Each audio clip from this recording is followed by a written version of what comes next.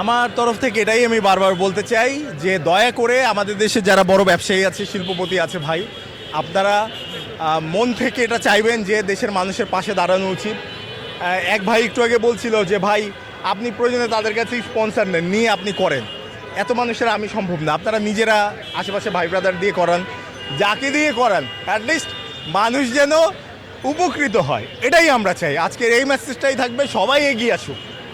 একা আমরা যদি সবাই একা কিছু করতে পারবো না, বাট সমস্ত ব্যবসায়ী শিল্পপতিরা যদি এগিয়ে আসে তাহলে ভাই দেশে একটা মানুষ না খেয়ে থাকবে না, একটা মানুষ রাতে রাস্তায় ঘুমাতে হবে না, এটা আমি বিশ্বাস করি, ঠিক কি না? সব কিছু এই যে মিজান ভাই তো অলরেডি ভালো মানুষ, সবাই জানে। আর আজকের মাধ্যমে মিজান ভাইয়ের প্রচার হয়েছে, আর আমরাও ধরুন সিলেকশনটা করেছি ওনাকে যাচাই বাছাই করেই, কারণ আমরা একদম শুরুর দিকে ভিডিও করেছিলাম।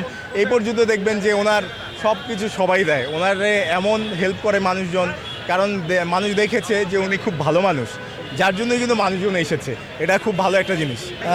আমরা তো নর্মালি অনেক মানুষকে হেল্প করব একসাথে ইয়ে করে, আর মিজান ভাইকে আমরা ভেবেছি এটা বড় হলে আমরা দুম্বা হোক, উট হোক, বড় একটা আয়োজন করবো। উটটা কথাটা এসছে বারবার, আমরা এই আয়োজনটা করার চেষ্টা করবো ইনশাল্লাহ, যদি সব কিছু ঠিক থাকে। দর্শকের উদ্দেশ্যে আপনি একটু বলতে চান। আচ্ছা দর্শক, প্রিয় দর্শক, ফিউচারে এই প্রোগ্রামটা যেহেতু আপনারা এত রেসপন্স করেছেন, অনেকে হয়তো আজকে হতাশ হয়ে বাড়ি ফিরতে পারে, কারণ আজকে আমাদের বাজেট ছিল হয়তো 15 থেকে 2000, কিন্তু সকালেই আমরা আমার মনে হয় 2000-এর বেশি মানুষ খেয়ে গেছে। এখন উনি কীভাবে খাওয়াচ্ছে আল্লাহই জানে।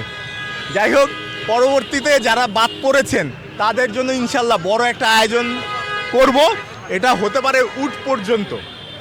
তবে আজকে ফ্রাইডে তো সব কিছু বন্ধ, রাস্তায়, এটা একটা পজিটিভ দিক। এই জন্য আমরা ওয়ার্কিং ডেতে করি নাই, কারণ ফ্রাইডেতে একটা রাস্তার ব্যাপার আছে।